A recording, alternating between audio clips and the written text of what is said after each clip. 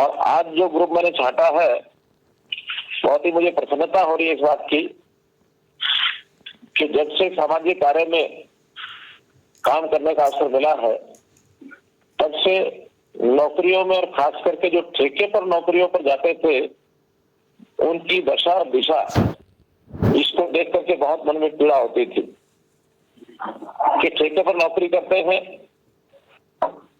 तनख्वाह जो घोषित की जाती है पता नहीं वो मिलती है कि नहीं मिलती है, मिलती है तो हस्ताक्षर करा लिए जाते हैं और बाद में उसके कुछ न कुछ पैसे को वापस लिया जाता है अथवा कैश में कम पैसे दिए जाते हैं। न तो कोई ईएसआई का करने का विषय है, न ईपीएफ करता है, भविष्य का भी कोई भरोसा नहीं होता कि कब कौन ठोकर मार दे। और बहुत समय से ये मांग हमारे बहुत से ऐसे कर्मचारी संगठन है, उनकी ओर से भी उठती रही है कि इस ठेकेदारी प्रथा को खत्म करें। बहुत विचार किया, तब जाकर एक विषय ध्यान में आया कि क्यों ना कुछ व्यवस्था सरकारी तौर पर ऐसी करे जो भले ही अस्थायी नौकरी देने वाला सिस्टम हो, कुछ निश्चित समय के लिए देने वाला सिस्टम हो, तो भी हमारी देखरेख में चले, जिससे ऐसे सब कर्मचारियों का शोषण बंद हो, उनकी होने वाली तकलीफ उसको दूर करे। और जो हमने सरकारी सिस्टम में किया है, खर्ची, पर्ची, अर्जी, ये सब बंद किया जाए। सरकारी नौकरियों में तो हमने बहुत पहले से ही पारदर्शिता और मेरिट के आधार पर नौकरी देनी शुरू कर दी थी, लेकिन ये ठेकेदारी प्रथा इसमें लगातार एक फाइल भरी हुई थी। लेकिन आज मुझे बड़ी खुशी है कि हमने ये जो नौकरियां भले अस्थायी दे रहे हैं, भले कम समय के लिए दे रहे हैं, जरूरतमंद लोगों को मिल रही है, पारदर्शिता से मिल रही है, और उसमें भी एक जो मेरिट का विशेष ध्यान रखा जाता है, ताकि जहां भी कहीं समय पर इन नौकरियों के लिए वर्कफोर्स की, लोगों के काम करने वाले लोगों की जरूरत पड़ती है, कम से कम समय में उनको उपलब्ध कराया जाता है। हमारी अन्य एजेंसी भी है, चाहे वो स्टाफ सिलेक्शन कमीशन है या फिर एचपीएससी है, वहां नौकरी का जो एक लंबा सिस्टम, विभागों को समय पर ऐसे लोग मिल नहीं पाते, तो एचकेआरएन जो हमने हरियाणा कौशल विकास निगम ये बनाया है, इस हरियाणा कौशल रोजगार निगम में जब भी कोई मांग आती है तो कम से कम समय में उसको हम पूरा करते हैं। प्रारंभ में थोड़ी कठिनाइयां जरूर आई, लेकिन अब सारा सिस्टम बड़ा स्मूथ हो गया है। और इस स्मूथ सिस्टम में लगभग पिछले 2 महीने में जो प्रयोग के तौर पर प्रारंभिक चरण की नौकरियां थी, 3227 नौकरियां ये हम दे चुके हैं। और इन 3227 नौकरियों में जिन वर्गों को नौकरियां दी हैं, उसमें विशेष तौर पर पीजीटी अध्यापक, ड्राइवर, आयुष, योग के जो सहायक हैं, योग सहायक, और फिर लाइनमैन, मुख्य रूप से इस प्रकार के लोगों की नौकरियां दी गई हैं। इसमें 4 लेवल बनाए गए हैं, लेवल 1, लेवल 2, लेवल 3, लेवल 4। तो किसी प्रकार की जैसे डिमांड मिलती है, इनको सबको ये पैसे मिलते हैं। एचकेआरएन में जो मासिक आय है उसको भी हमने रेगुलराइज किया है, स्टैंडर्डाइज किया है। और जो पहले डीसी रेट के हिसाब से कहीं कुछ पैसा मिलता था, कहीं कुछ पैसा मिलता था, अब उसके लेवल निश्चित कर दिए गए हैं। बहुत लोगों को जो पहले पैसा मिलता था उससे काफी बड़ी मात्रा में उनकी वृद्धि करके भी उनको पैसा मिला है। हमने जो पहले से ठेके पर कर्मचारी रखे हुए थे, सरकार के डिपार्टमेंट भी इसको जो रखती है, उनको भी इसमें आने के लिए और एक ऑप्शन दी है, छूट भी है कि वो भी एचकेआरएन पोर्टल पर आ सकते हैं। ऐसा उनको एक ऑप्शन दिया गया है। और इसमें भी मुझे बताते हुए बड़ी खुशी हो रही है आपको कि लगभग 90,000 से ऊपर ऐसे जो कर्मचारी ठेके तरह पर चल रहे थे, 94,038, इनको भी इसमें और शिफ्ट कर दिया गया है, पोर्ट कर दिया गया है। अब ये कुल संख्या मिलाकर 97,000 से भी ऊपर हो गई है जो एचकेआरएन के माध्यम से और नौकरी कर रहे हैं। अब इन सबको समय पर सुनिश्चित आए वो HKRN से ही जाती है, उनके बैंक में खाते में सीधी चली जाती है, कहीं कोई कठिनाई नहीं आती है। तो इस प्रकार का एक ये जो सिस्टम है ये हमने शुरू किया है और इस सिस्टम के माध्यम से जो जरूरतमंद लोग हैं, जब हमारी आवश्यकता होती है, हम HKRN पोर्टल पर उनको वहां दर्ज करते हैं। तो बाद में केवल रजिस्ट्रेशन का काम बचता है। इस रजिस्ट्रेशन के लिए पहले चरण में हमने उन्हीं लोगों को रजिस्टर करवाया है जिनके पास कोई ना कोई अनुभव था, एक्सपीरियंस था। लेकिन ऐसे अनुभवी लोग जब उनकी हमारी आवश्यकता के हिसाब से उनकी संख्या उस रजिस्ट्रेशन में नहीं मिलती है, तो फिर नए लोग भी उसके अंदर और प्रवेश कर सकते हैं और रजिस्टर्ड वाले लोग आ सकते हैं। अलग अलग प्रकार से प्राथमिकताएं दी गई हैं। अनुभव की भी प्राथमिकता है। जो कोई व्यक्ति अंत्योदय परिवार से है, जो जिसकी आय कम है परिवार की, ऐसे लोगों को भी विशेष प्राथमिकता दी गई है। मेरिट को भी प्राथमिकता दी गई है। तो इन सब प्राथमिकताओं के आधार पर जो एक रैंक बनता है, उस रैंक से और बहुत जल्दी हम जो है उन नौजवानों को और सिलेक्ट करके अब डिपार्टमेंट को भेजते हैं, डिपार्टमेंट में नौकरी लगते हैं।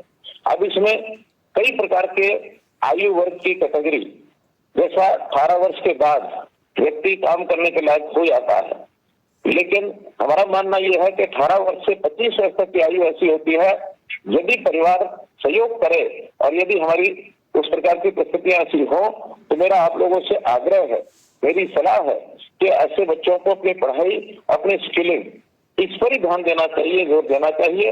हाँ, यदि परिवार की आवश्यकता ऐसी है कि काम करना आवश्यक हो तो काम की ओर आगे बढ़ना चाहिए। 25 से लेकर के और 40 साल तक की ऐसी आयु है जिसमें हम भी इस HKRN पोर्टल से विशेष प्राथमिकता देते हैं कि उस आयु में व्यक्ति परिवार भी संभालता है, उसकी आवश्यकता भी अधिक होती है, तो उसको भी प्राथमिकता जरूर दी जाती है। तो इस प्रकार से बहुत से ऐसे पैरामीटर हैं जिनकी आवश्यकता को ध्यान में रखते हुए और हम ये नौकरियां देते हैं। तो ऐसी अगर ये कहा जाए कि ये जो ठेकेदारी प्रथा है, उस प्रथा को हमने समाप्त किया है। बल्कि मैं तो ये कहूंगा कि खाली ठेकेदारी प्रथा नहीं है, ये प्रथा एक प्रकार की ठग प्रथा बनी हुई थी। इस ठग प्रथा को हमने समाप्त किया है और प्रारंभिक चरण में चाहे वो बहुत कम संख्या में 3 साढ़े 3 हजार लोगों को हम दे पाए हैं, लेकिन आज आपसे बात करते हुए मुझे खुशी हो रही है कि जब भी आप काम में नहीं थे और अब आपको काम नए सिरे से मिला है, तो परिवार चलाने के लिए आपको कितना ही लाभ हुआ होगा, कितनी आपको ये खुशी हुई होगी। ये बात भी ठीक है कि नौकरी में कभी कभी व्यक्ति को लगता है कि उसकी जो मेरिट है या उसकी जो क्वालिफिकेशन है, उसके हिसाब से उसको नौकरी नहीं मिली है।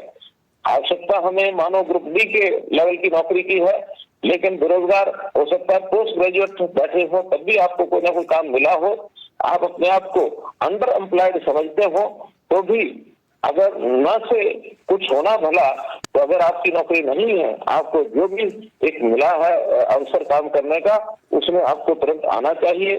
हाँ, आगे बढ़ने के लिए सदैव रास्ते खुले हैं।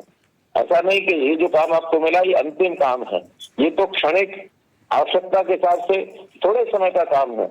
आपको लगातार आगे भी अपने आप को बढ़ाने के लिए योग्यता के अनुसार या फिर योग्यता बढ़ाते रहने के लिए भी समय निकालना, अतिरिक्त पढ़ाई करना, अतिरिक्त अपने आप को कौशल विकास के लिए बहुत से अवसर मिलते हैं, उस कौशल यानी स्किलिंग के लिए आगे बढ़ाना, और जहां भी कोई अवसर मिले पक्की नौकरी प्राप्त करने के लिए उसका मौका चूकना नहीं चाहिए।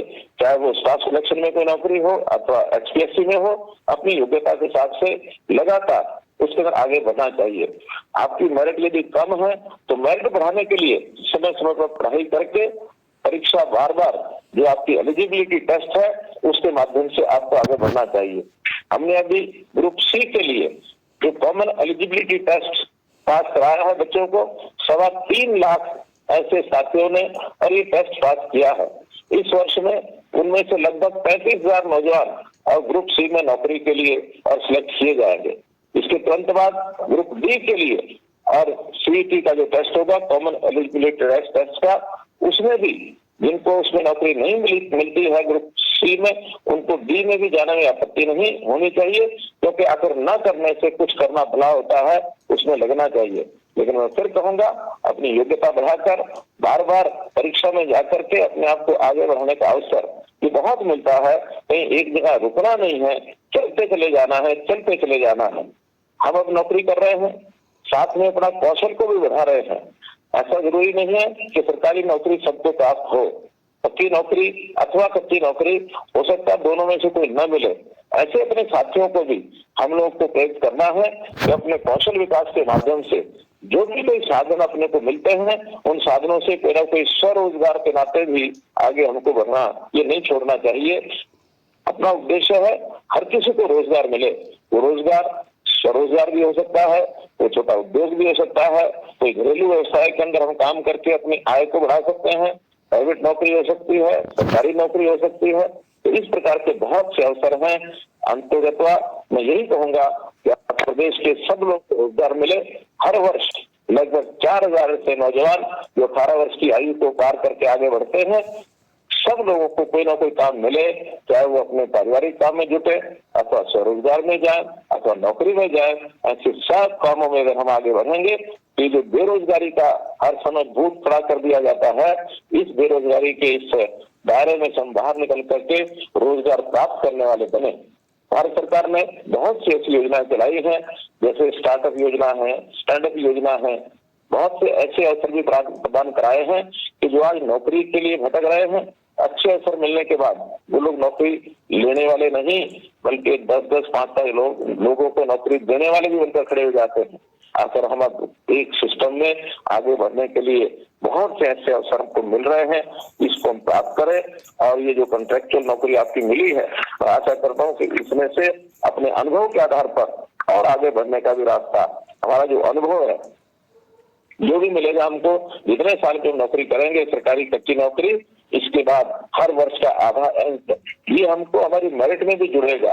आगे जब कभी पक्की नौकरी में जाएंगे तो 5 अंक इन अनुभवों के लिए भी जोड़े जाते हैं। उस अनुभव और अपनी शिक्षा के आधार पर मैं अपनी मेरिट लिस्ट में कैसे आगे बढ़ूं, इसका भी जरूर हम लोग ध्यान रखें। और हमारी आगे साथ साथ जो हमको ईपीएफ और ईएसआई का लाभ मिलता है, लेबर वेलफेयर फंड का लाभ मिलता है, इस लाभ को भी हम बराबर बनाए रखें। किसी भी स्थान पर हम नौकरी करने के लिए जाएं, हमारा ईपीएफ और ईएसआई का सिलसिला ये लगातार चलता रहे, इसमें हमारी अपनी जो कंट्रीब्यूशन है वो भी होती रहे।